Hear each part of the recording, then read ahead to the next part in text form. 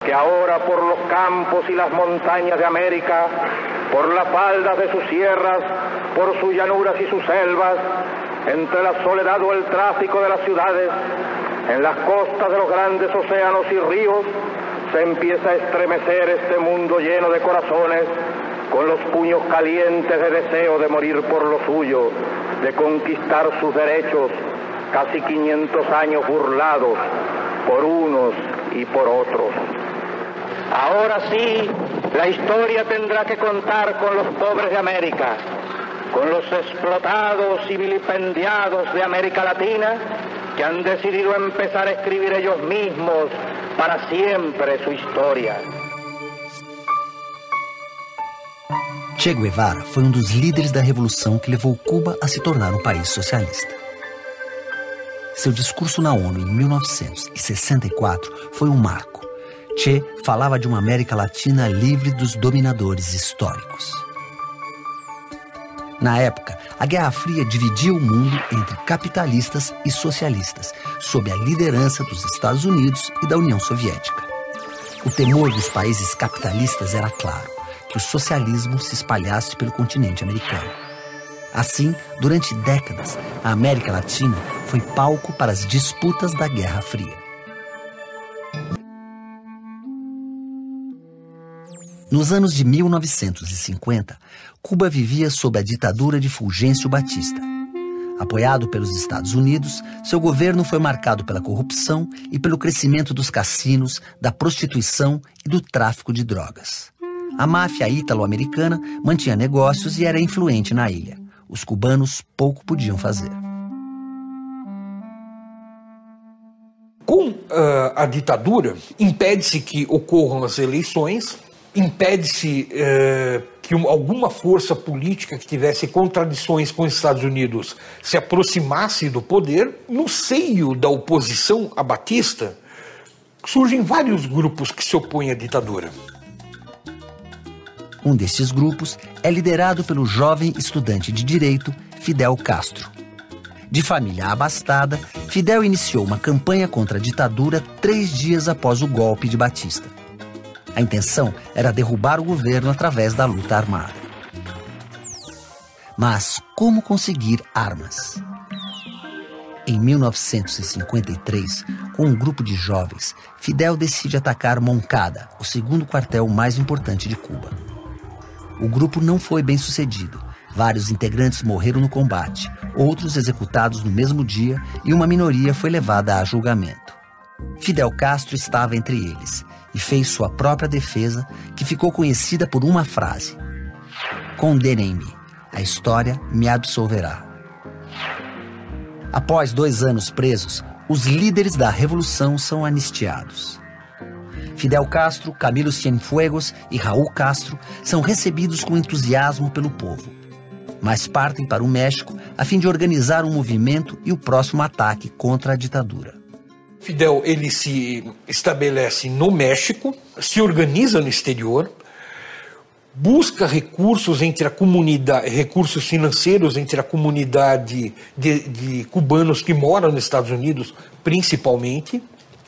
Alugam uma fazenda nas cercanias da cidade do México, passam a ter treinamento militar nessa fazenda próximo à cidade do México. No México, Fidel conhece o médico Ernesto Guevara, o Che, argentino de formação marxista. Che conhecia bem a realidade latino-americana em razão de suas viagens. Estava atendendo um dos guerrilheiros do grupo de Fidel quando se interessou pela causa cubana. Em pouco tempo, ele aderiu ao grupo, tornando-se um dos líderes da revolução.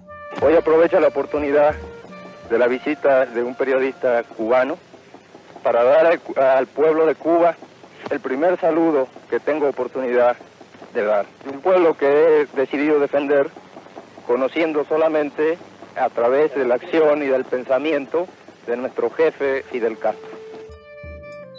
Em 1956, a bordo de um pequeno iate, 82 revolucionários armados partem do México rumo a Cuba. Chegando à ilha, foram atacados pelas tropas do governo de Batista. Os únicos 15 sobreviventes se embrenham pela mata, quase sem comida e água. Caminham por dias até chegar à Sierra Maestra, uma região onde os camponeses lutavam contra os latifundiários. Os latifúndios começam a avançar, inclusive para essa região. Produção de café. Muitas vezes pegava camponeses para arrendatários para produzir café, para plantar café. Quando o café começava a dar os seus primeiros frutos, a população era expulsa. E foi justamente nesse lugar que Fidel acabou desembarcando. Rapidamente, uma rede de proteção da população camponesa se estende sobre os sobreviventes, que fornece alimento, informação, que protege, né, adota esses revolucionários da cidade que estão perdidos no campo. Graças ao apoio dos camponeses locais, o movimento se reorganizou e passou a receber novos integrantes.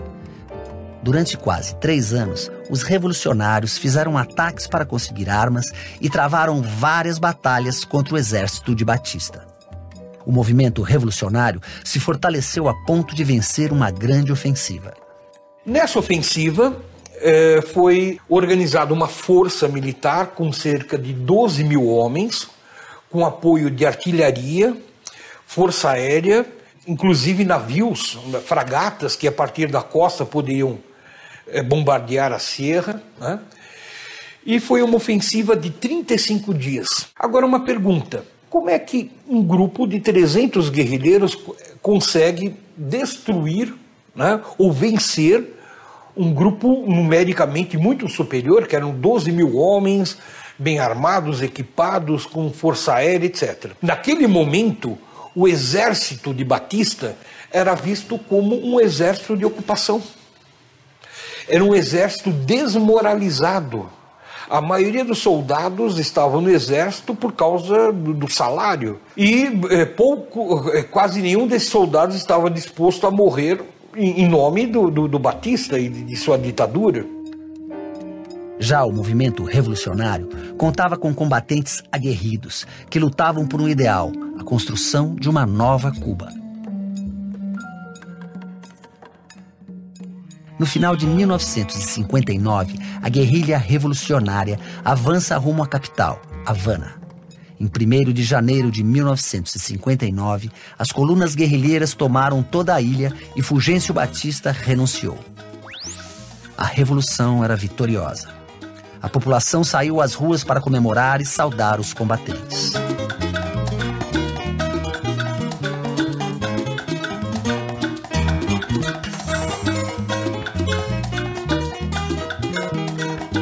Para o governo dos Estados Unidos, as mudanças que estavam acontecendo em Cuba eram motivo de apreensão. Durante a Guerra Fria, quando há uma divisão do mundo entre Estados Unidos e União Soviética, as Américas ficaram sobre a influência, a órbita de influência americana. Então, obviamente, quando Cuba ocorre uma revolução e a deposição do Fulgêncio Batista, que é um aliado dos Estados Unidos, é claro que o governo americano não viu com bons olhos. Assim que tomou posse, o governo revolucionário de Cuba deu início à reforma agrária e nacionalizou parte das empresas estrangeiras. Os Estados Unidos reagiram imediatamente, deixando de comprar o açúcar cubano. O petróleo também passou a ser motivo de conflitos. Ainda em 60, a relação com os Estados Unidos se torna ainda mais grave. Por quê?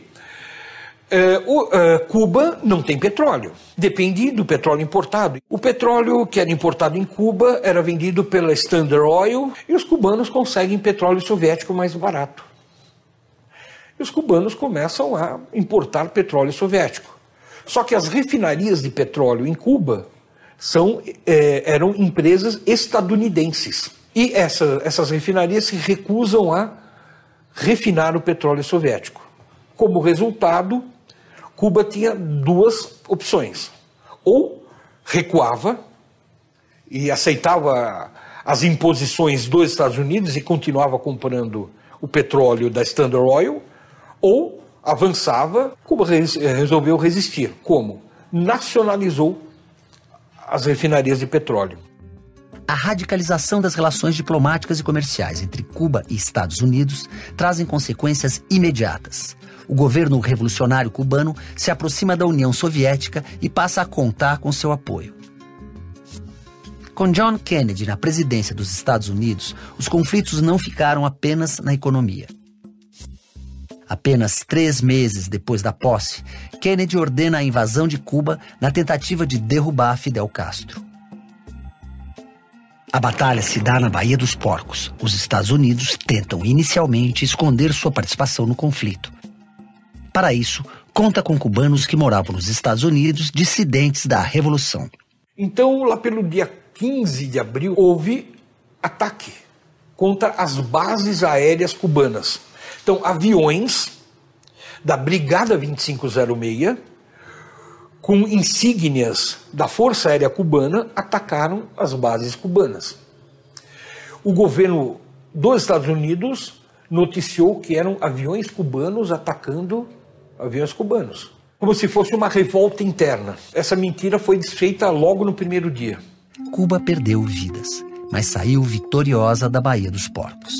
No dia seguinte, no enterro dos combatentes, Fidel declara o caráter socialista da Revolução. Inicialmente, a Revolução Cubana não foi marxista, mas o processo de radicalização das relações com os Estados Unidos, que começa a boicotar a Revolução, promovem aquela invasão pela Baía dos Porcos no início dos anos 60, cortam a cota de açúcar que Cuba dependia do mercado dos Estados Unidos. Então, Cuba se vai aproximando da União Soviética, não por uma opção ideológica inicialmente, mas por necessidade de sobrevivência. A grande questão é a seguinte: durante a Guerra Fria não havia apenas uma rivalidade entre Estados Unidos e União Soviética, mas também uma rivalidade no seio do próprio bloco socialista, que era uma rivalidade entre China e União Soviética.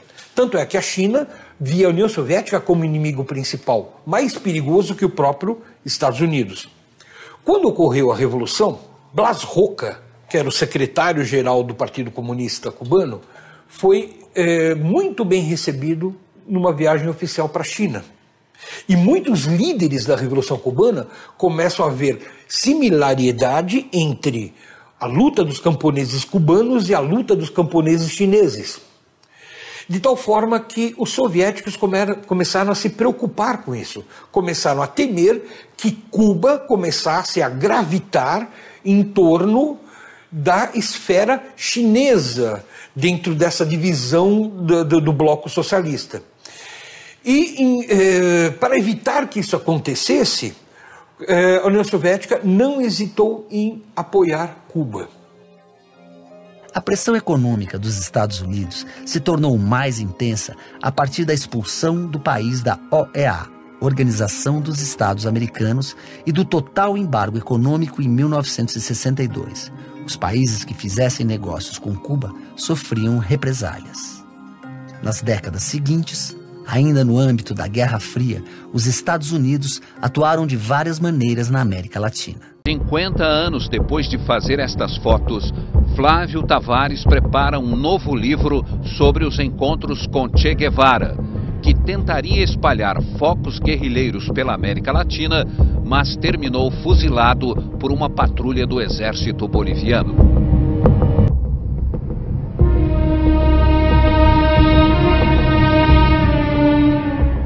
Como se deu o encontro que você organizou entre Che Guevara e Leonel Brizola, que é um capítulo pouco conhecido? O presidente do Uruguai, Vítor Aedo, oferece na casa dele em Punta del Este um churrasco, almoço ao Che Guevara, com toda a delegação uruguaia, e convida só um estrangeiro. É o governador do Rio Grande do Sul, Leonel Brizola, jovem governador, que era o conselheiro especial da delegação brasileira, nomeado pelo presidente Jânio Quadros. Bom, por quê? Porque ele queria reunir os gaúchos, Uruguai, Argentina e Rio Grande do Sul. Bom, o Brizola perguntou sobre como era Cuba, onde é que ficavam as minas de níquel, sobre as quais Che Guevara se referia. Che Guevara explica de uma forma engraçada. Diz o Brizola pergunta: fica no norte ou no sul? Aí diz o Che Guevara: bom, Cuba não tem nem norte nem sul. Cuba é como uma linguiça espichada no Mar Caribe. 2 ou 3 dias depois, o Brizola me chama na conferência, me diz o seguinte: agora só quero me despedir de uma pessoa, o comandante Che Guevara. Traga o comandante Che Guevara. Aí eu fui encontrar o Che Guevara no hotel, numa crise de asma. Eu me lembro direitinho, cheguei a entrar no quarto, a contragosto da segurança cubana, que não queria que eu entrasse no quarto. Eu tinha 27 anos, era muito intrometido, eu fui me metendo, viu? Eles já me tinham visto com o Che Guevara, não iam cair em cima de uma pessoa que eles tinham visto como comandante Che Guevara. Bom, então eu entrei, ele estava sentado na cama, lembrando uma cama de solteiro, 2 camas de solteiro que havia no quarto, com a bombinha da asma. Bom, aí eu explico para ele que o governador do Rio Grande do Sul vai deixar a delegação e vai deixar a conferência, e os dois se encontram. O Che Guevara sobe no carro, era um carro do governo do Rio Grande do Sul, e vamos à sede da conferência, que era muito próximo. E os dois se encontram, e o Brizola me faz o seguinte comentário: isso não é uma conferência dos povos da América Latina. Isso é uma conferência das oligarquias americanas, das oligarquias do continente. Naquela época, 1961, essa frase não era do Brizola. Essa frase era do Che Guevara, que ele incorporou. Isso foi pelo dia 10 de agosto. No dia 25 de agosto de 1961, o Jânio Quadros renuncia. Bom, e os ministros militares vetam a posse do vice-presidente João Goulart, que está na China. Vindo da China comunista, que ninguém visitava a China comunista naquela época. O vice-presidente João Goulart visitou em missão oficial. E com o veto militar, era um golpe de Estado. O Brizola se rebela, literalmente se rebela no Rio Grande do Sul, onde ele era depois, a tal ponto que o Terceiro Exército adere à rebelião e passa a exigir também a posse do presidente João Goulart. Agora eu me pergunto, como conclusão desse encontro, se o Brizola até então não tinha tido nenhum ato, digamos assim, revolucionário. 61 foi um ato revolucionário, de rebelião, até de rebelião armada, revolucionária em termos armados. Se o Brizola não tivesse tido aquelas conversas com o Che Guevara, se o Brizola não tivesse conhecido o Che Guevara, se o Brizola não tivesse sido influenciado pela mística do Che Guevara, se o Brizola não tivesse tentado, sob certos aspectos, copiar ou imitar aquela mística do Che Guevara, bem ou mal, não teria havido a rebelião de 1961 no Rio Grande do Sul, não teria havido o movimento da legalidade, que faz agora 50 anos. Em agosto faz 50 anos.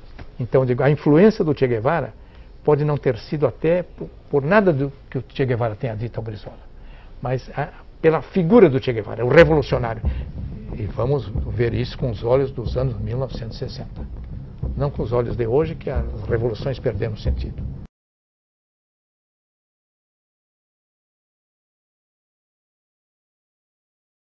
Um pouco antes da queda de Getúlio Vargas, começou a constituição dos partidos políticos que iriam existir durante os anos democráticos entre 1945 e 1964. Os principais partidos, ao lado de outros, mas os principais partidos foram a União Democrática Nacional, a UDN, que representava os opositores a Getúlio Vargas. O PSD, que era, de certo modo, uma invenção de Vargas, representando, sobretudo, a burocracia do Estado Novo e setores rurais. Finalmente, o PTB, o Partido Trabalhista Brasileiro, que era também um partido imaginado por Getúlio Vargas, pretendendo organizar a classe trabalhadora urbana. Nas eleições de outubro de 1950, lançado pelo PTB, Getúlio alcançou a vitória, enfrentando mais uma vez o brigadeiro Eduardo Gomes pela UDN e um candidato obscuro, Cristiano Machado, pelo PSD. Apoiado socialmente por setores que iam desde o empresariado até a classe trabalhadora urbana, Getúlio, pela via democrática, chegou novamente ao poder. Bota o retrato do velho outra vez, bota no mesmo lugar. Bota o retrato do velho outra vez, bota no mesmo lugar. O sorriso do velhinho faz a gente trabalhar. O sorriso do velhinho faz a gente trabalhar. Getúlio Vargas voltou ao poder em circunstâncias muito diferentes daquelas que tinham sido as dos 15 anos do seu primeiro governo. Porque agora ele tinha que lidar com um processo democrático, com uma situação muito mais complicada do que ocorrera, sobretudo no curso do Estado Novo, em que ele tinha um controle muito forte do poder. Ele teve que lidar com divisões no interior do Exército, disputas no interior do Exército, disputas na sociedade e um quadro econômico que foi se tornando complicado, especialmente com o agravamento da inflação. Na área da economia, do grande modelo, digamos assim, da grande orientação econômica, nós podemos dizer que não houve um corte com o advento, com a instalação do período democrático. Por quê? Porque o mesmo modelo de forte intervenção do Estado na economia, de controle da economia por parte do Estado nos setores básicos, continuou a existir. Um dos momentos de mobilização mais intensa no segundo governo Vargas foi o momento da luta pelo petróleo, a luta pelo monopólio estatal do petróleo, que deu origem à formação da Petrobras. Essa luta é muito interessante, porque na realidade mostrou que havia mais possibilidade de mobilizar o país inteiro em torno de certos valores que não eram de classe operária, classe trabalhadora, etc., mas que eram valores nacionais.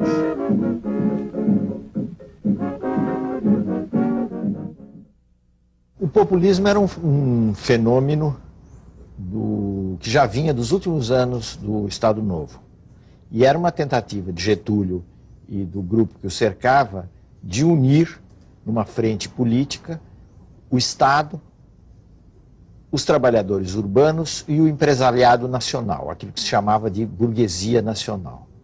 Ocorre que, no segundo governo Vargas, o populismo tomou um aspecto muito mais mobilizador.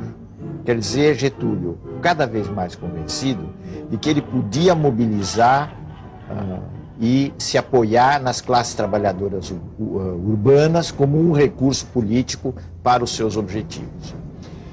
Esse foi um dos problemas do segundo governo Vargas, na medida que essa política, que não era propriamente uma política conservadora, assustou muitos setores conservadores e especialmente grupos no interior do Exército.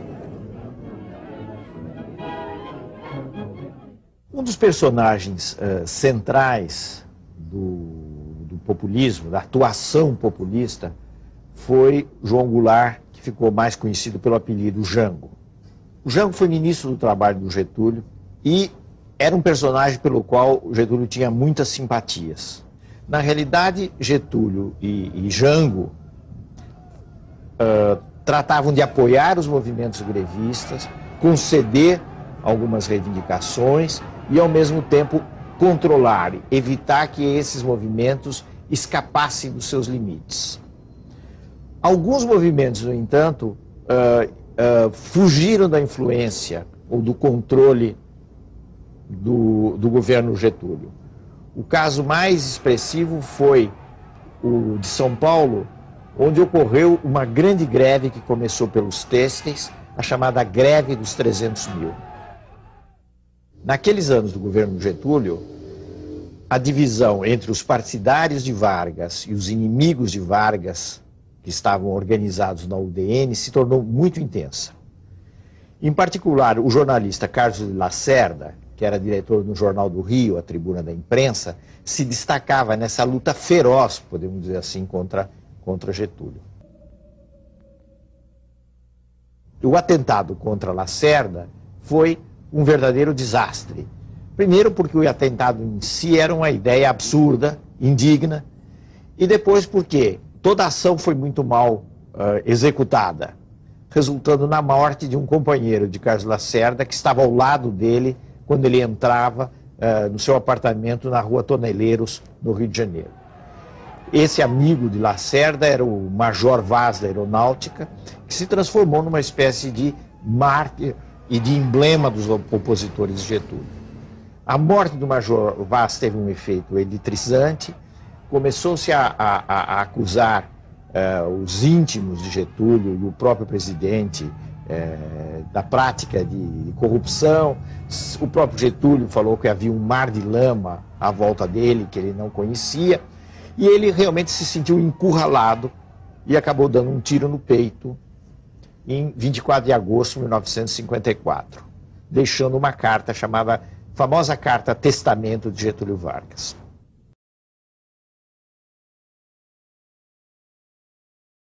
Mais uma vez, as forças e os interesses contra o povo coordenaram-se e novamente se desencadeiam sobre mim. Não me acusam, insultam, não me combatem, caluniam e não me dão direito de defesa.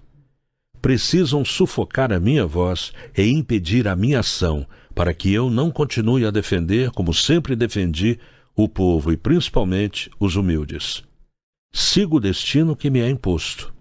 Depois de decênios de domínio e expoliação dos grupos econômicos e financeiros internacionais, fiz-me chefe de uma revolução e venci. Iniciei o trabalho de libertação e instaurei o regime de liberdade social. Tive de renunciar. Voltei ao governo nos braços do povo.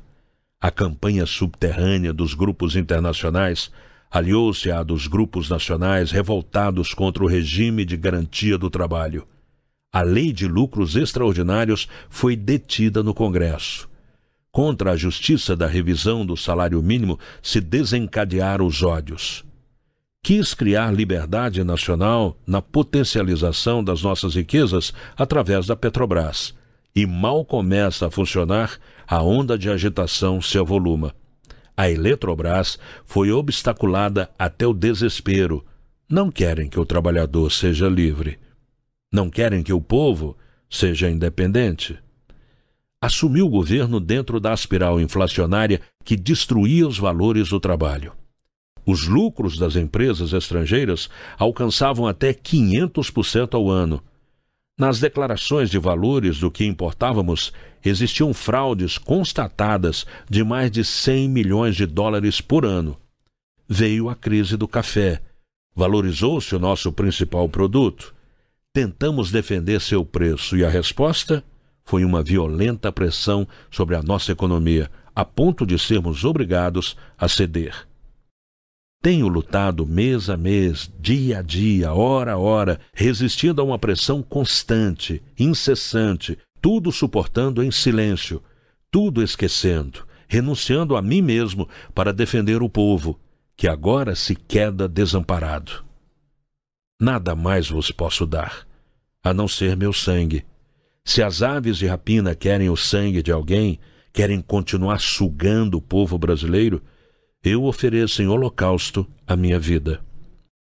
Escolho este meio de estar sempre convosco.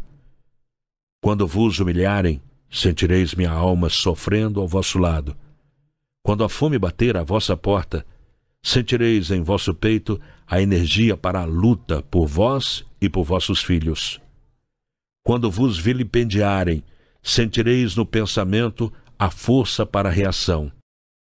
Meu sacrifício vos manterá unidos e meu nome será a vossa bandeira de luta. Cada gota de meu sangue será uma chama imortal na vossa consciência e manterá a vibração sagrada para a resistência. Ao ódio, respondo com o perdão. E aos que pensam que me derrotaram, respondo com a minha vitória. Era escravo do povo, e hoje me liberto para a vida eterna, mas esse povo de quem fui escravo não mais será escravo de ninguém. Meu sacrifício ficará para sempre em sua alma, e meu sangue será o preço do seu resgate. Lutei contra a expoliação do Brasil, lutei contra a expoliação do povo, tenho lutado de peito aberto. O ódio, as infâmias, a calúnia não abateram meu ânimo. Eu vos dei a minha vida. Agora vos ofereço a minha morte. Nada receio. Serenamente dou o primeiro passo no caminho da eternidade e saio da vida para entrar na história. 1955 se realizaram eleições. Então, houve uma continuidade no processo democrático, apesar de todo o drama da morte de Getúlio Vargas e dos momentos incertos que se sucederam e que ainda iriam se suceder. Nessa eleição de outubro de 55, se estabeleceu uma união que foi clássica desse período entre o PSD e o PTB.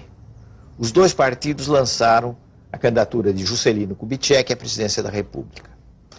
Então, Juscelino foi eleito com um percentual de aproximadamente 36% dos votos, tendo-se que considerar que nessa época não existia o processo eleitoral em 2 turnos. Quem chegasse na frente no primeiro turno, fosse com que porcentagem fosse, ganhava as eleições. Juscelino tomou posse no dia 31 de janeiro. O ciclo de tensões não se havia esgotado. Ferida por reveses sucessivos, mas com grande poder de ataque no Congresso, na imprensa e nas Forças Armadas, devido a seu prestígio com a classe média, a oposição udenista permanecia ativa. Havia apenas perdido momentaneamente a possibilidade de um caminho extralegal para o poder. Para manter a estabilidade política, JK teria que ser suficientemente hábil para não contrariar ninguém. Evitar conflitos diretos, contornar a oposição, driblar as dificuldades. Seu estilo será a improvisação, o entusiasmo, a proximidade com o povo. Vilmente inédita em nossa história, os bravos soldados do Brasil. O Juscelino conseguiu reunir em torno dele amplos setores da população. E isso, sobretudo, através da realização de um programa que ficou conhecido como o Programa de Metas. Esse Programa de Metas, de alguma maneira, alterou, não o modelo, mas mudou um pouquinho os rumos da política econômica.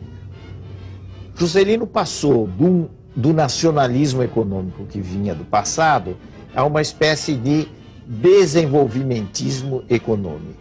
Qual é a diferença disso?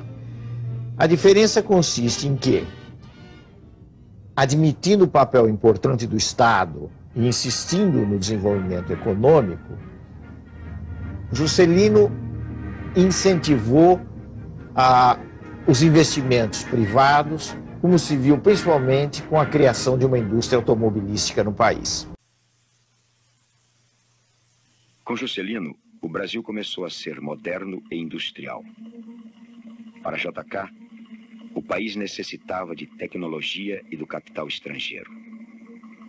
Industrializar era erguer fábricas capazes de romper o ciclo de país exportador de matéria-prima e importador de produtos acabados. Novembro de 1959. Juscelino inaugura a primeira indústria automobilística, a Volkswagen no Brasil. A classe média orgulhava-se dos automóveis e eletrodomésticos made in Brasil.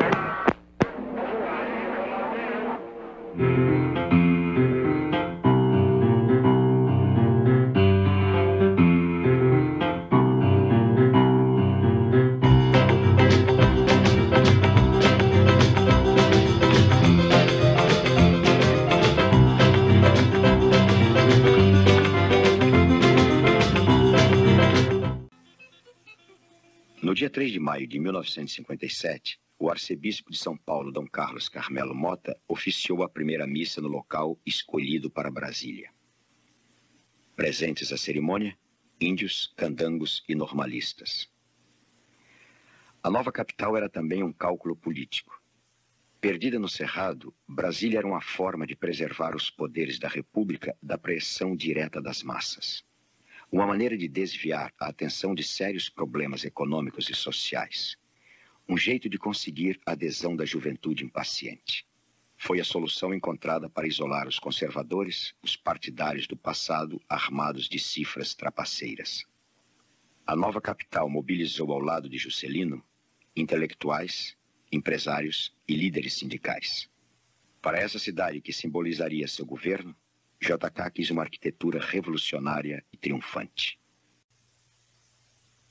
Juscelino foi incansável e onipresente. Inaugurou, fiscalizou, controlou de perto as obras. Seu estilo personalista e dinâmico driblou o impossível. Para enfrentar os entraves burocráticos, criou uma administração paralela, deixando os velhos órgãos entregues à política de clientela. Organizou por decreto grupos executivos independentes do Congresso que lhe deram grande liberdade de ação. Juscelino adaptou seu desenvolvimentismo segundo as circunstâncias. Concedeu crédito fácil para os empresários e favores para os políticos recalcitrantes. Os intelectuais rebeldes sucumbiram à mística do desenvolvimento e frequentaram o Instituto Superior de Estudos Brasileiros, o ISEB, financiado pelo governo. Os militares receberam estratégicos cargos de responsabilidade.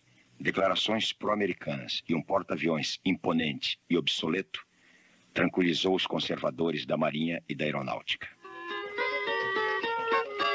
O poeta Augusto Frederico Schmidt, redator da Operação Pan-Americana, levou o recado a Washington.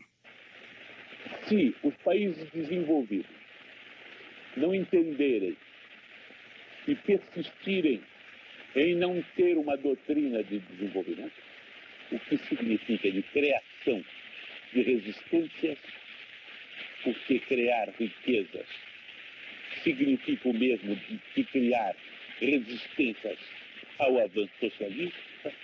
Se essas nações não tiverem esta noção, não tiverem um espírito de missão, eu não tenho nenhuma dúvida em dizer que as chances de vitória do mundo socialista são enormes. Isso é um problema de grande importância, talvez seja o problema mais importante desse momento. É preciso que haja doutrina contra doutrina. E a doutrina do Bloco Ocidental é a doutrina da defesa do homem, criando-lhe condições de vida. É impossível que países onde a porcentagem de miséria, de fome, de mortalidade infantil é imensa, assustadora, se sintam completamente satisfeitos e integrados dentro de um bloco democrático de países desenvolvidos. Nesta hora em que a aceleração da tecnologia é uma coisa ameaçadora. Por exemplo, a América Latina está constantemente ameaçada pela tecnologia, pelo avanço tecnológico, é exportadora de matérias-primas, os laboratórios estão produzindo erratas, substitutos químicos e uma sorte de coisas. Quer dizer, são nações ameaçadas nas suas economias, que necessitam se desenvolver e irão naturalmente para onde encontrarem os instrumentos mais propícios ao seu desenvolvimento. A sucessão de Juscelino Kubitschek se deu de uma forma normal no regime democrático, numa disputa presidencial em que os nomes principais foram Jânio Quadros de um lado, uma figura inteiramente nova, vamos dizer, atípica na vida política brasileira, e o Marechal Teixeira Lott de outro. Jânio conseguiu perceber uma coisa que era muito importante, que o tema da moralidade pública poderia ter um rendimento popular. Jânio se transformou num grande personagem do ponto de vista político e alcançou uma vitória muito expressiva nas eleições de 1960. Barre, barre, vassourinha, barre, barre a bandalheira, e o povo já está cansado de sofrer dessa maneira. O governo Jânio foi um governo muito breve, um governo de poucos meses.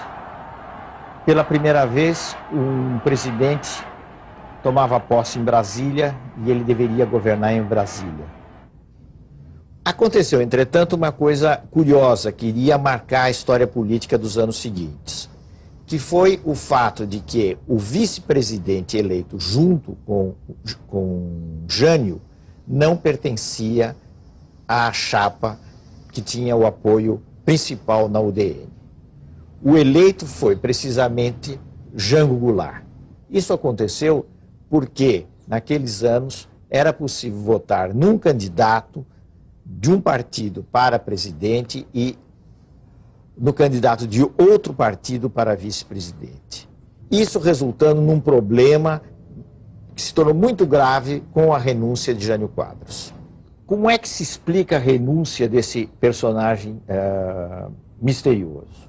Que ele realizou uma política conservadora, ou tentou realizar uma política conservadora, mas necessária, tentando reorganizar finanças, tentando controlar a inflação. Ao mesmo tempo, ele adotou o que se poderia chamar uma política progressista no plano das relações internacionais do Brasil. Em pouco tempo, Jânio perdeu o melhor dos apoios que ele tinha. A esquerda não confiava nele, os nacionalistas não confiavam nele, apesar da política externa independente. Por sua vez, as forças que o apoiaram também deixaram, em grande medida, de apoiá-lo. O que é que Jânio imaginou, então, diante desse quadro? Ele imaginou uma espécie de espetáculo de renúncia, do qual ele voltaria mais fortalecido. Então isso parecia um expediente que daria certo. Só que deu inteiramente errado. Quando ele renunciou, não se discutiu praticamente a renúncia. Ele veio para São Paulo, praticamente nada aconteceu. E o que ocorreu foi o fato de que ele abriu com isso, com esse gesto profundamente negativo, um vazio, um trauma na vida política brasileira. –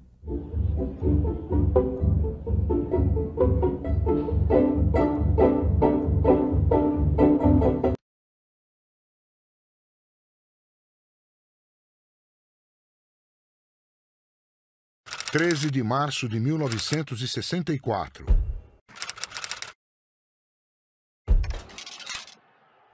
João Goulart discursou em um palanque montado na Central do Brasil, no Rio de Janeiro, em frente ao Ministério da Guerra. Era sexta-feira. O comício das reformas, como ficou conhecido, reuniu mais de 150 mil pessoas. José Leles, do Sindicato dos Metalúrgicos, abriu o grande comício e foi aplaudido pelos trabalhadores. Mas o deputado federal pelo PTB, Leonel Brizola, cunhado do presidente, ex-governador do Rio Grande do Sul, fez o discurso mais inflamado. Ele criticou as direitas e provocou diretamente o governador da Guanabara, Carlos Lacerda. O deputado também atacou o Congresso Nacional, que insistia em não aceitar as reformas de base. O povo olha para um dos poderes da República, que é o Congresso Nacional, e ele diz não, porque é um poder controlado por uma maioria de latifundiários, reacionários, privilegiados e de ibadianos. É um Congresso que não dará nada a mais ao povo brasileiro. Brizola terminou seu discurso de maneira contundente. Não aceitaremos qualquer golpe, venha ele de onde vier. O nosso caminho é pacífico, mas saberemos responder à violência com a violência. O nosso presidente que se decida a caminhar conosco e terá o povo ao seu lado. Quem tem o povo ao seu lado, nada tem a temer. O presidente João Goulart subiu no palanque às 8:45 da noite e falou por 1 hora e 5 minutos. Defendeu as reformas de base e pediu uma conciliação nacional, dizendo que confiava na sensibilidade política e social dos parlamentares para mudar a Constituição. O governo, que é também o povo e que também sou o povo perfeito, reafirma seus propósitos inabaláveis de lutar com todas as suas forças pela reforma da sociedade brasileira, não apenas pela reforma agrária, mas pela reforma tributária, pela reforma eleitoral ampla, pelo voto do analfabeto, pela elegibilidade de todos os brasileiros, pela pureza da vida democrática, pela emancipação econômica, pela justiça social e ao lado do povo, pelo progresso do Brasil. 13 oradores defenderam as reformas, entre eles o chefe da Casa Civil da Presidência da República, Darcy Ribeiro, e o presidente da União Nacional dos Estudantes, José Serra. Seria um dia decisivo para o futuro dos trabalhadores no campo. João Goulart assinou o decreto da Superintendência de Política Agrária, a SUPRA. Deveriam ser desapropriadas as terras em torno de rodovias e ferrovias, açudes públicos federais, bem como terras beneficiadas por obras de saneamento da União. Era só o primeiro passo para a consolidação da reforma agrária. Os trabalhadores do campo já poderão então ser concretizada, embora em parte, a sua mais sentida e justa reivindicação, aquela que dará um pedaço de terra própria para ele trabalhar, um pedaço de terra para ele cultivar. Aí então, o trabalhador e a sua família sofrida, irá trabalhar para ele, porque até aqui ele trabalha para os donos da terra que ele aluga, ou para os donos da terra que ele entrega sua produção. Goulart anunciou também que as refinarias de petróleo particulares seriam encampadas pelo governo. O Comício Central do Brasil significou, não é, que Goulart publicamente estava estabelecendo sua aliança política com as esquerdas. Com as esquerdas lideradas por Leonel Brizola, não é, com o Partido Comunista com Luiz Carlos Prestes, com o Comando Geral dos Trabalhadores, que era a grande central sindical da época, e o grupo político do governador de Pernambuco, Miguel Arraes. No dia seguinte ao discurso, Jango assinou um decreto que tabelou o valor dos aluguéis e permitia a desapropriação de imóveis desocupados para uso social. 48 horas depois do comício, o presidente pediu apoio para suas reformas de base na mensagem que enviou ao Congresso no início do ano legislativo. Então, o comício de 13 de março é a senha para a direita partir para o golpe. Não é? Ali a conspiração ela aumenta, não é? De tal maneira que o governo já não consegue mais controlar nem a radicalização das direitas, nem a radicalização das esquerdas.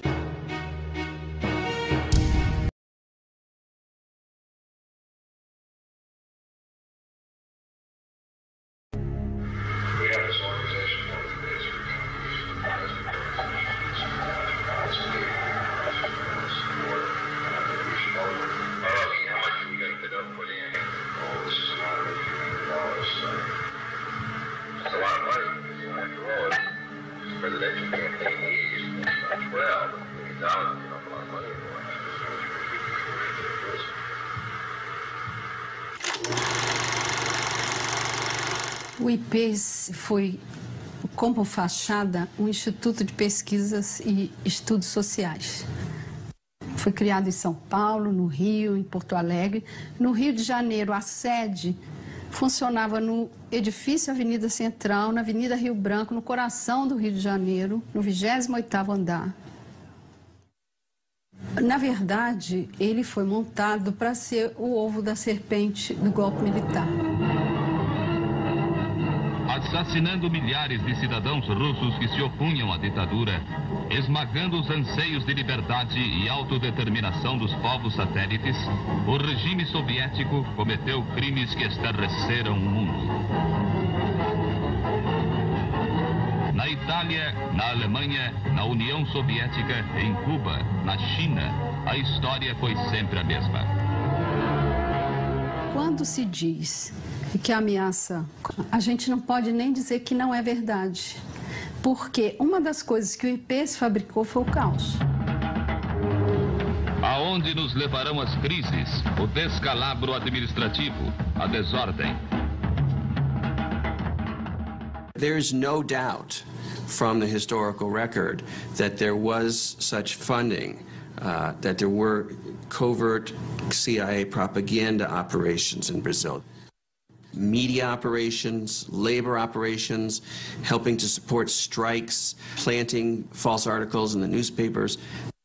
O IPES tinha a função da propaganda política para que a população aceitasse o golpe de 64. Esses filmes passavam nas sessões de cinema eram veiculados nas empresas, na hora do almoço, para o operariado. E eles eram levados para o interior, para pracinhas do interior do Nordeste, interior de Minas Gerais. Então, eles foram exaustivamente disseminados. Propague a sua verdade de maneira racional e bem orientada. Leve à compreensão do homem e do povo o valor da sua empresa para a comunidade brasileira. Opposition to Goulart, claiming that Goulart was a threat to democracy. É preciso agir para que não sejamos vítimas do totalitarismo.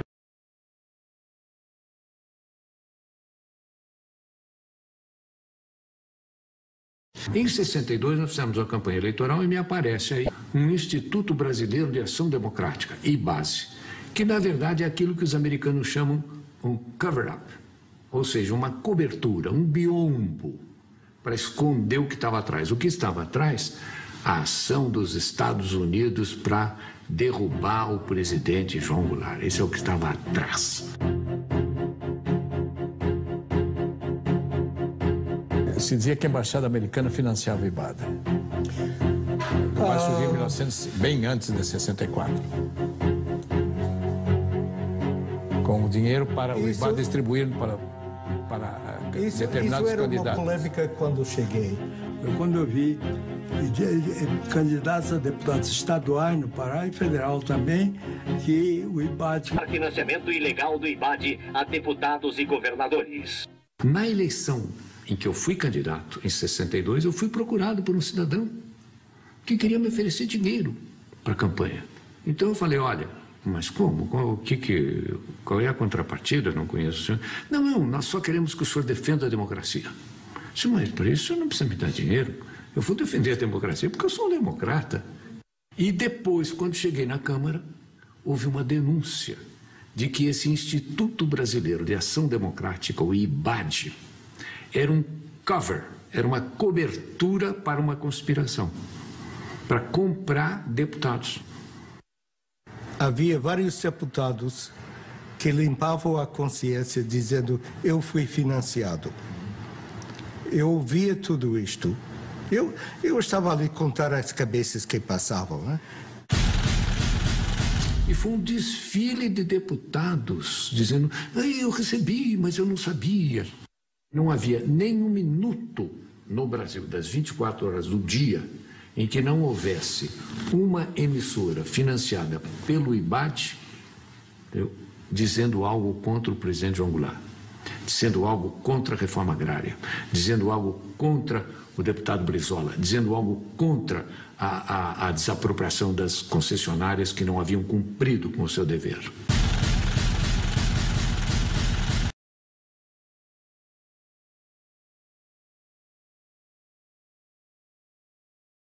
Important that we know from the declassified documents is that Lyndon Johnson, the President of the United States, was willing to implement a contingency plan for an overt invasion of Brazil to help the coup succeed. In the end, the coup succeeded so quickly that the U.S. military forces never were needed to help regime change directly.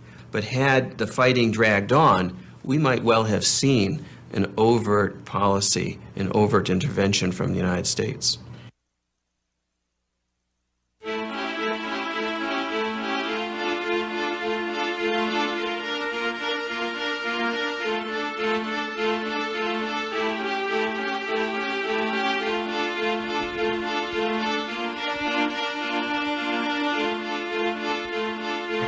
Good morning. I hope you're as happy about Brazil as I am. Well, I am. I think that's the most important thing that's happened in the hemisphere in 3 years. Good. Well, I hope they give us some credit instead of hell.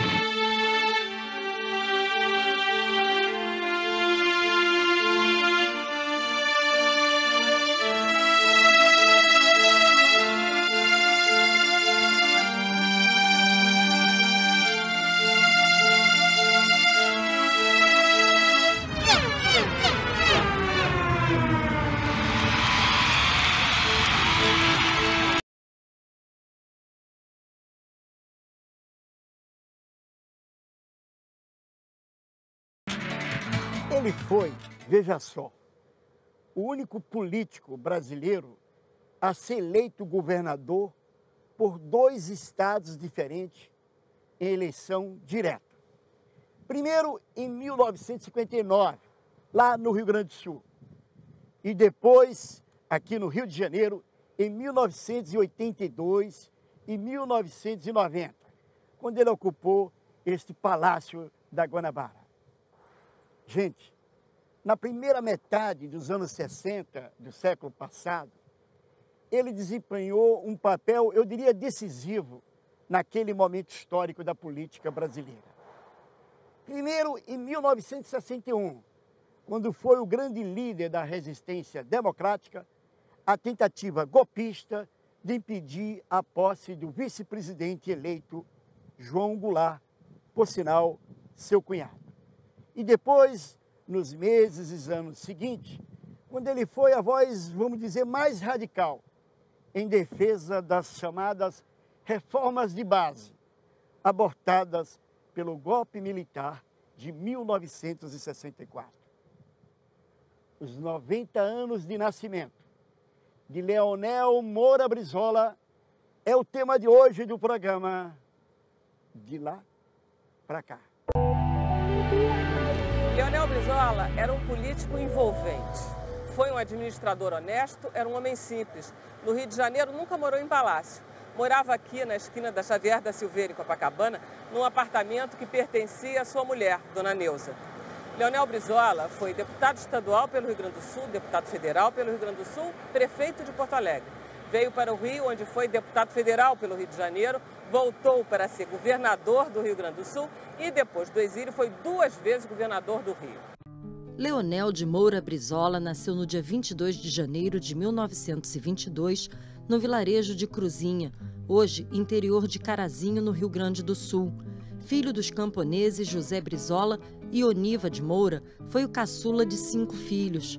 Quando Brizola tinha 1 ano, seu pai foi assassinado ao voltar para casa, depois de participar da Revolução de 23. A mãe cuidou da educação dos 5 filhos, todos alfabetizados por ela. O historiador Daniel Aram Reis Filho estuda especialmente a história das esquerdas brasileiras e a história das revoluções socialistas. Daniel, você que estuda muito a história contemporânea no Brasil, o que ele fazia exatamente no Rio Grande do Sul? O Brizola, tendo nascido em 1922, né, ele era de uma família pobre, teve muitas dificuldades para fazer seus estudos e entrou na faculdade com 23 anos, na faculdade de engenharia. Ele fez colégio público sempre, fez supletivo, né? E com 23 anos ele entrou na faculdade de engenharia e começou então a fazer política na faculdade de engenharia, faculdade da Universidade Federal do Rio Grande do Sul, né? E aí ele logo se candidatou a deputado estadual pelo PTB. O PTB apareceu como essa alternativa, né? Que não era nem uma força tradicional conservadora, nem era uma força de esquerda identificada com o comunismo, né? Então, o Brizola aderiu a esse projeto trabalhista.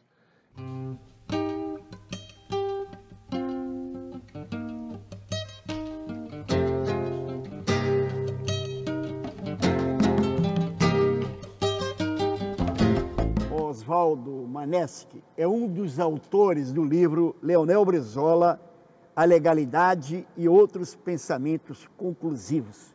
Tudo bem? Tudo bem? Tudo certinho, Maneschi? Na paz. Ótimo. E como é que começou o chamego dele pela política? Ele era uma pessoa muito... gostava de falar, participar dos discursos, ia regimentar a gente. Inclusive, o dia ele estava fazendo um discurso lá no Rio Grande do Sul mesmo, numa desses eventos, né? E o Getúlio estava presente. Aí o Getúlio viu o Brizola lá e disse, pô, mas esse guri é bom, hein? Vamos botar esse guri na chapa. E ele se elegeu deputado estadual pelo Rio Grande do Sul em 1946, na redemocratização, né? Em 1946 ele se elegeu deputado estadual, ainda estudante de engenharia. Foi assim que ele entrou na política, pelas mãos, de certa forma, do velho Getúlio Vargas. Do próprio Getúlio Vargas, que achou que ele tinha futuro na política. E Brizola foi a vida inteira vinculado, muito vinculado a Getúlio Vargas. Quando Getúlio Vargas dá um tiro do coração em 54, né, em cima da crise de 54, né, O Brizola já era deputado, né? Ele foi uma das pessoas que lá no Rio Grande do Sul se ergueu contra aquele episódio da morte do Getúlio, né? Qual é a trajetória dele, de deputado estadual do Rio Grande do Sul até governador do Rio Grande do Sul? Aí ele vai ter uma carreira, né, de parlamentar muito exitosa, né? Ele tenta também ser eleito prefeito de Porto Alegre, né? Mas ele vai se eleger mesmo em 58 governador do Rio Grande do Sul. Brizola foi eleito governador gaúcho com mais de 55% dos votos. Criou a Caixa Econômica Estadual e adquiriu o controle acionário do Banco do Rio Grande do Sul. No setor de educação, construiu 5.902 escolas primárias, 278 escolas técnicas e 131 ginásios e escolas normais. Nesse mandato, de 58 a 62, que foi um mandato muito polêmico, né? Porque ele estimulou muito o então movimento dos sem terra, né? Os germes do atual movimento dos sem terra foram lançados, né, no Rio Grande do Sul, né? Havia um movimento de trabalhadores que lutavam pela reforma agrária e o Brizola acolheu esse movimento, estimulou esse movimento e isso o fez uma figura nacionalmente respeitada do ponto de vista dos movimentos populares e odiada pelas forças conservadoras no Brasil. No Rio Grande do Sul, os sem terra se uniram reivindicando glebas e o governo, democraticamente, foi ao encontro do problema.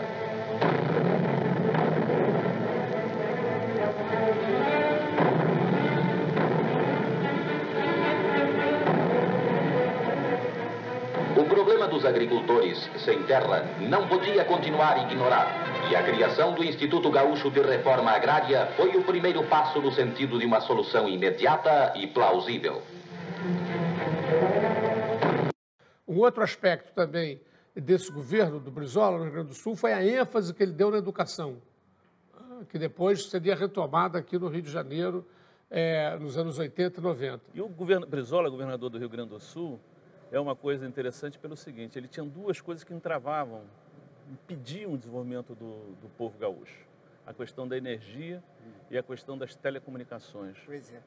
E o que o Brizola faz, governador do Rio Grande do Sul, na década de 50, e antes, por exemplo, do Fidel Castro se tornar pró-soviético, lá em Cuba, depois da Revolução Cubana? O Brizola, porque atravancava o impedimento dos gaúchos, ele encampa a Companhia de Energia Elétrica do Rio Grande do Sul. Ele sustentou que essas empresas já tinham tido muito mais lucro no Brasil do que aquele dinheiro que elas tinham investido. Então, que o país não precisava pagar nada para elas, porque elas já tinham tirado todo o investimento delas e muito mais, né? Então, ele, como a justiça, no entanto, obrigou, ele fez uma simbólica expropriação por um cruzeiro. Então o Brizola já se tornou meio inimigo número 1 dos prós-americanos, dos prós-Estados Unidos. Então o Brizola, governador, já parte para isso. E o pior de tudo, os militares que tentaram derrubar Getúlio em 54, tentaram impedir a posse do Juscelino em 55, em 61 eles dão um golpe de Estado para tentar impedir a posse do vice-presidente constitucional eleito, que naquela época as eleições eram separadas, tentam impedir, vetam a posse do presidente João Goulart, na época vice-presidente, que estava numa viagem oficial à China. O Brizola é governador até 62. 62. Em seguida? Aí você vai ter aqui no Brasil, em 62, houve eleições parlamentares para renovar o Congresso Nacional. E o Brizola aí estava encerrando o mandato dele de governador e poderia tranquilamente ser eleito senador ou deputado federal pelo Rio Grande do Sul, mas ele fez um lance ousado na época. Ele veio disputar como deputado federal pelo PTB aqui no Rio de Janeiro. E fez uma votação, Anselmo, que até hoje nem o Tiririca em São Paulo conseguiu. Ele fez 1/3 dos votos. De cada 3 eleitores da antiga Guanabara, né, que já era Guanabara, um votou no Brizola. Ele queria se tornar um político nacional. Ele tinha dado um passo importantíssimo nesse sentido, liderando a luta contra o golpe de Estado de 61. Então, agora era a hora de consolidar essa projeção nacional. O Brizola apareceu, então, como um grande líder das esquerdas brasileiras nessa eleição. Ocorreram 2 golpes em 64. O primeiro golpe foi um golpe típico latino-americano. Algumas forças civis apoiando um movimento militar que surgiu lá em Minas Gerais e que realmente, seus aspectos exteriores, era realmente o que nós conhecemos da história da América Latina. Agora, no curso daquele golpe, houve o outro, deu-se o outro, por dentro. Este foi o que ficou e acabou expelindo todos os personagens civis e militares que participaram do primeiro. Brizola, como muitas outras lideranças, né, previram a possibilidade do golpe, né, e falavam nisso, falavam nessa possibilidade. Mas quando o golpe veio, de maneira ainda hoje muito pouco explicada, a meu ver, houve um desmoronamento das forças de esquerda. Elas não resistiram ao golpe, né? E o golpe acabou se tornando vitorioso em 64. O Brizola queria resistir. Em 64, ele incentivou muito o Jango e vários chefes militares a resistirem. Brizola tentou organizar uma resistência ao golpe de 64, que depois o presidente João Goulart, conhecido como Jango. Jango preferiu não ouvir os conselhos de Brizola, que desejava a luta armada, e preferiu sair do Brasil, se exilando no Uruguai. O Jango percebeu que era um enfrentamento inútil, que seria um derramamento de sangue inútil, porque as forças adversárias eram muito maiores e até internacionalmente, naquele momento estava no auge da Guerra Fria. A CIA estava aqui. A CIA estava aqui e não ia se repetir uma Cuba num país desse tamanho, então, com essa riqueza. Então era uma guerra para arrasar o país. Mas o Brizola, com aquela impulsividade dele, ele queria, eu digo, e se o Brizola, se o Jango cedesse a liderança ao Brizola e houvesse um enfrentamento, eu acho que esse país tinha passado por uma desgraça. Né? Com o golpe de 1964, Brizola teve seus direitos políticos cassados e foi se exilar no Uruguai. Em 1977, foi expulso do Uruguai a pedido da ditadura brasileira e acabou sendo deportado para os Estados Unidos. No ano seguinte, foi para Portugal. No primeiro ato institucional, que foi editado em 9 de abril, estavam lá as figuras de Brizola, de Prestes, João Goulart, né? Os principais líderes das esquerdas, todos excluídos da vida política. O Brizola rompeu com o Jango em função da não resistência de 64, quando ambos foram para o exílio. Eles passaram 10 anos sem se falar, sendo cunhados. Então o Brizola só se reatou com o Jango uns 2 anos, um pouco antes da morte do Jango. Eles se reataram, ainda no exílio e lá no exterior. Em 1979, com a anistia brasileira, Brizola voltou ao Brasil, retornou à política e, depois de perder a sigla do PTB na Justiça, fundou o PDT, Partido Democrático Trabalhista.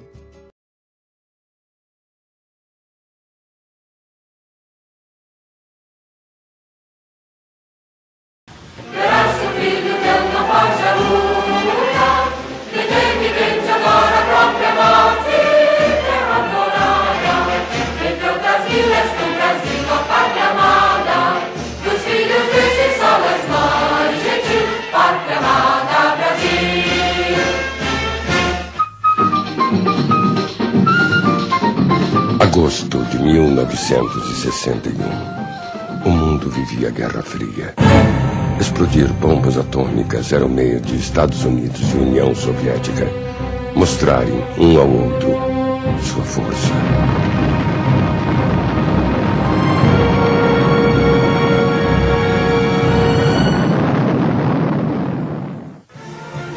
Em Berlim, a crise que levaria à construção do muro crescia, com a ameaça de um confronto armado.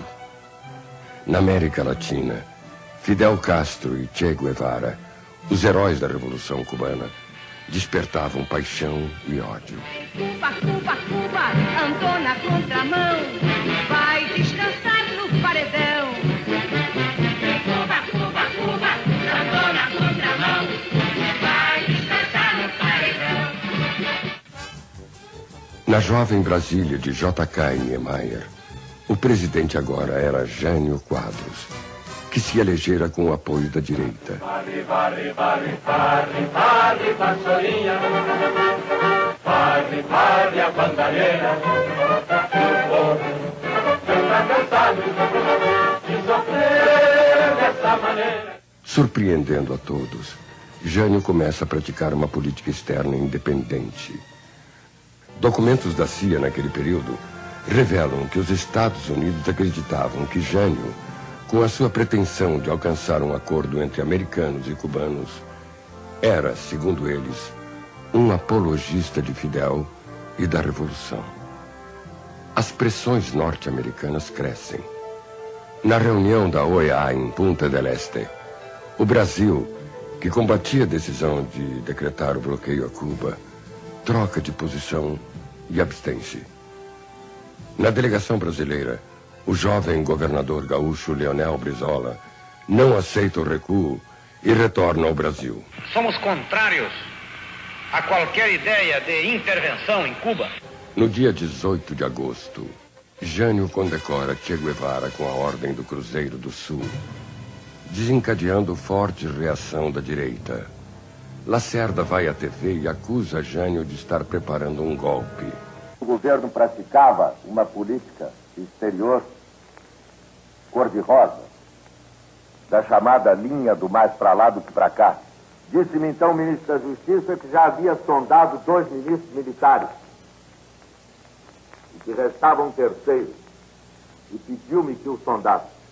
Na manhã seguinte, na saída do desfile do Dia do Soldado, Jânio toma a decisão que marcaria a história brasileira. Atenção, atenção!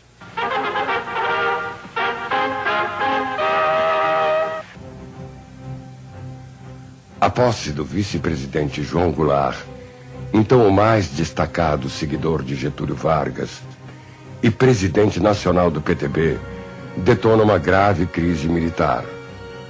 Liderados pelo marechal Odílio Denis, o trio de ministros militares decide impedir o cumprimento da Constituição e conspira para vetar a posse de Jango. Por todo o país surgem reações. O ex-presidente Juscelino Kubitschek critica o ministro. O marechal Henrique Lott, vencido por Jânio nas eleições, lança um manifesto em defesa da legalidade. Leonel Brizola primeiro adota uma posição cautelosa, por imaginar que Jânio havia sido deposto, e tenta inutilmente contato com o ex-presidente. Nós, gaúchos, estávamos dispostos a acolher o presidente Jânio Quadros no Rio Grande, se a sua renúncia tivesse sido motivada por pressões.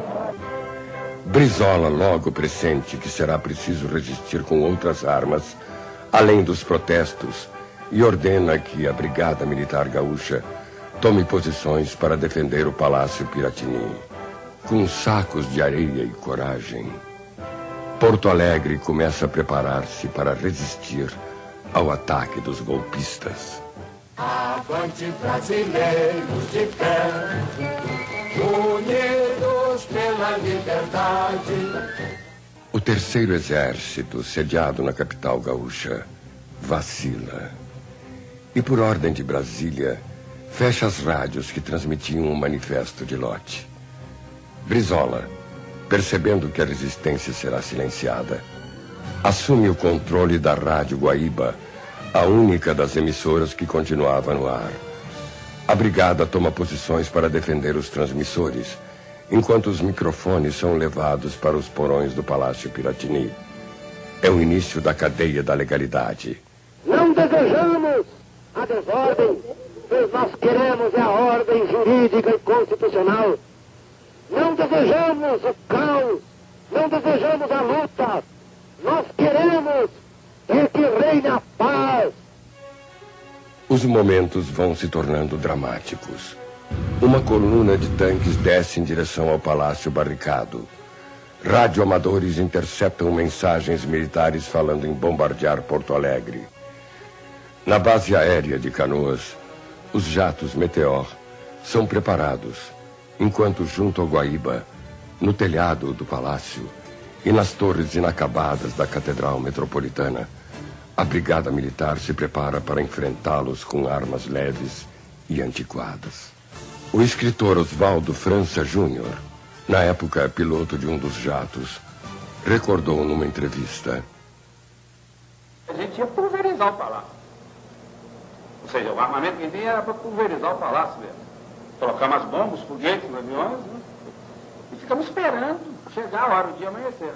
A gente sabia que ia matar muita gente, porque é lógico, você para atacar um palácio, muitas bombas, muitos foguetes caem na periferia. Então muitas pessoas iam ser atingidas. O Brizola estava lá com a família, estava cercado de gente, estava muito armado, mas não adiantava o ataque do nosso avião, não adiantava. Podia ser que um ou outro avião caísse, mas isso não ia impedir o ataque e a destruição do palácio. Esse movimento de apoio, que é formado principalmente dos sargentos, fez o seguinte: eles fizeram uma atitude muito inteligente, eles impediram a decolagem dos aviões. Como que impediram? Eles esvaziaram os pneus dos aviões. Ou seja, então os aviões ficaram impedidos de decolar na hora do ataque. Machado Lopes, comandante do 3º Exército, se vê diante de um impasse. O general Oromar Osório, comandante da 1ª Divisão de Tanques, já partira para o norte, disposto a enfrentar o golpe. Peri Bevilacqua, comandante de Santa Maria, ameaçava fazer o mesmo. Machado Lopes, isolado, então resolve ir a Brizola. Brizola ignora se o general vem apoiar a legalidade ou dar-lhe um ultimato. E prepara-se para um gesto desesperado. Aqui resistiremos até o fim. Podem atirar. Que decolem os jatos. Que atirem os armamentos que tiverem comprado à custa da fome e do sacrifício do povo. Joguem essas armas contra este povo. Estaremos aqui para morrer. Em resposta ao chamamento do governador, uma multidão vai se formar diante do Piratini. Ele deixa os microfones para reunir-se com o general, disposto a prendê-lo se recebesse um ultimato. Mas Machado Lopes veio trazer a adesão dos militares. Em pouco tempo, as armas potentes do exército mostram que o jogo virou. Canhões antiaéreos substituem as metralhadoras portáteis. Já não será fácil atacar. O 3º Exército anuncia que não mais cumprirá as ordens dos golpistas. Agora, o confronto não será mais contra o povo desarmado. Brizola pede a Jango que apresse seu regresso, que vem sendo feito com inúmeras escalas. A população civil alista-se. Voluntários recebem armas e os gaúchos piochados treinam para o combate. Mas a legalidade está sendo traída. Na madrugada de sexta-feira, uma semana após a renúncia, o Congresso vota às pressas uma emenda parlamentarista, retirando os poderes da presidência. Tancredo Neves, líder do PSD, vai encontrar-se com Jango em Montevidéu e pressiona o presidente a aceitar o golpe parlamentar, sob o argumento de que, do contrário, correria sangue. Jango, um homem pacífico, abate-se com o quadro que Tancredo descreve. Naquela noite chega a Porto Alegre, saudado por Brizola e pelo povo, mas, estranhamente, chega calado. Depois de saudar a multidão, Jango revela a Brizola que havia aceito o parlamentarismo. O governador argumenta que o dispositivo golpista havia ruído e que agora as tropas legalistas tinham força para subir o país, apoiadas pelo povo, garantindo o cumprimento da Constituição que o Congresso violara. Inutilmente, Jango não iria defender o poder à custa de um confronto. Algumas escaramuças ainda ocorreriam. O porta-aviões Minas Gerais e outros navios de guerra são deslocados para o sul, e o Terceiro Exército e a Brigada tomam posições para repelir um desembarque. Não havia mais, porém, condições políticas para o golpe militar. Um número cada vez maior de quartéis recusava-se a obedecer aos golpistas. O último gesto desesperado dos golpistas é abortado quando fracassa a Operação Mosquito, que pretendia abater o avião que conduziria o presidente a Brasília. Jango começa a serenar os ânimos e apelar para a união. Trabalhadores, estudantes, jornalistas, povo, classes conservadoras, clero, civis e militares, todos se confraternizaram nessa luta extraordinária pela manutenção da paz e pela legalidade. No dia 7 de setembro, sem os poderes que entregara Tancredo, seu primeiro-ministro, Jango sobe a rampa do Palácio do Planalto. A 2.000 quilômetros dali, o cansado guerreiro que enfrentara a força para defender a lei era homenageado pelo exército na única solenidade militar daquele dia. Cumprimos com o nosso dever. Não fizemos uma revolução. Apenas assumimos uma atitude de inabalável resistência. Decidimos não abrir mão da nossa autonomia e procuramos lá não apenas resguardar as liberdades públicas e individuais, garanti-las sem permitir que alguém atentasse contra elas, como também resolvemos nos opor ativamente contra a tentativa que alguns grupos militares e alguns setores das velhas oligarquias políticas brasileiras procuravam cometer contra a ordem jurídica, contra as liberdades e contra a ordem constitucional em nosso país. Neste país sem heróis, milhões de brasileiros ali e pelos 40 anos que se seguiram já tinham seu comandante. Ando a galope do vento, cruzando pampa enorme. Sou a coxilha que dorme no descampado. Sou um mugir triste do gado, indo ao rumo das aguadas. Sou noites enluaradas deste meu chão colorado. Saí das entranhas da terra, sou um pouco de areia e lama. Ouço uma voz que me chama, quase em silêncio profundo.